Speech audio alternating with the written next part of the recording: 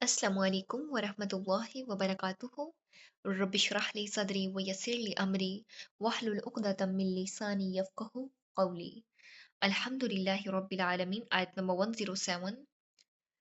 कुल आमीनू बिही औ ला तुअमिनू इन्नल्लज़ीना ऊतुल इल्म मिन क़ब्लिही इज़ा युतला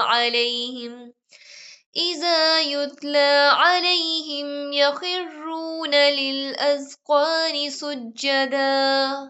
कह दीजिए तुम इस पर ईमान लाओ या ना लाओ जिन्हें इससे पहले इल्म दिया गया है। इनके पास तो जब भी इसकी तलावत की जाती है तो वो ठोड़ियों के बल सजदे में गिर पड़ते हैं। अल्लाह ताला फरमाते हैं कि ए नबी सल्लल्लाहु अलैहि वसल्लम, आप फरमा दें कि तुम इस कुरान पर ईमान लाओ या ना लाओ। जिन लोगों को इससे पहले इल्म दिया गया वो जब कुरान सुनते हैं तो ठोड़ियों के बल सजदे में गिर पड़ते हैं।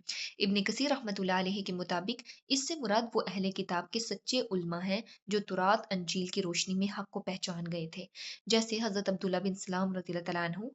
ये आयत इन यहूदियों ईसाई उल्मा के बारे में नाजिल हुई जो कुरान सुनकर फौरन ईमान ले आए। हदीस में आता है कि नबी सल्लल्लाहु अलैहि वसल्लम ने फरमाया, अहले इल्म में से जो हक को पहचान ले इसके लिए दोहरा अजर है। ये सही बुखारी की रवायत है। आयत नंबर 108। वयक़ूलून सुब्हान रब्बिना इन कान वअदु रब्बिना लमफ़ऊला। और कहते हैं कि हमारा रब पाक है, हमारे रब का वादा बिलाशुबा पूरा होकर रहने वाला ही है। अल्लाह ताला फरमाते हैं कि वो लोग कहते हैं पाक है हमारा रब, बेशक हमारे रब का वादा पूरा होकर रहा। इब्न कसीर रहमतुल्लाह अलैहि के मुताबिक ये वही अहले इल्म है जो कुरान सुनकर सजदे में गिर पड़े।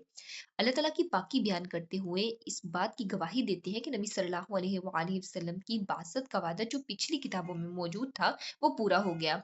ये आयत अहले किताब के बारे में नाजिल हुई जो तुरात व अंजील में नबी यानी कि नबी सल्लल्लाहु अलैहि वसल्लम की निशानियां पढ़ चुके थे।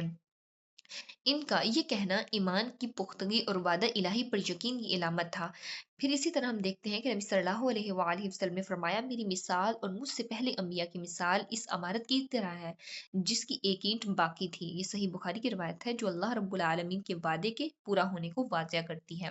आयत नंबर 109। وَيَخِرُّونَ لِلْأَذْقَانِ يَبْكُونَ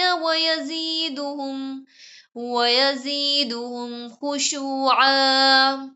वो अपनी ठोड़ियों के बल रोते हुए सजदे में गिर पड़ते हैं और ये कुरान इनकी आजिज़ी और खुशू और खुजू बढ़ा देता है। अल्लाह ताला फरमाते हैं कि वो अहले इल्म रोते हुए ठोड़ियों के बल सजदे में गिर पड़ते हैं। कुरान इनकी खुशू में इजाफा करता है, इनके दिल नर्म हो जाते हैं, आंखों से आंसू बहने लगते हैं। कुरान का असर सिर्फ जबान तक महदूद नहीं रहता बल्कि दिल को बदल देता है। ये कैफियत हकीकी मानों में ईमान और आजिज़ी की अलामत है। ये आयत इन लोगों के बारे में नाजिल हुई जो नबी सल्लल्लाहु अलैहि वसल्लम पर ईमान लाकर कुरान सुनकर खुशू खुजू इख्तियार करते हैं। फिर इसी तरह नबी सल्लल्लाहु अलैहि वसल्लम ने फरमाया, दो आंखों को आग नहीं छुएगी, एक तो वो जो अल्लाह रब्बुल आलमीन के खौफ से रोए और दूसरी वो आंख जो अल्लाह रब्बुल आलमीन की राह में पहरा देते हुए रात गुजारे। ये तिर्मिज़ी की रवायत है। अल्लाह रब्बुल आलमीन से दुआ है कि वो हमें दीन का सच्चा फहम नसीब फरमाए, इस पे खुद भी अमल करने, दीन का पैगाम दूसरों तक पहुंचाने की तौफीक अता फरमाए। आमीन। व आखिरु दावाना अनिल हम्दुलिल्लाहि रब्बिल आलमीन। सुब्हानकल्लाहुम्मा व बिहम्दिका नशहदु अल्ला इलाहा इल्ला अंता नस्तगफिरुका व नतूबु इलैक। अस्सलामु अलैकुम व रहमतुल्लाहि व बरकातुहू।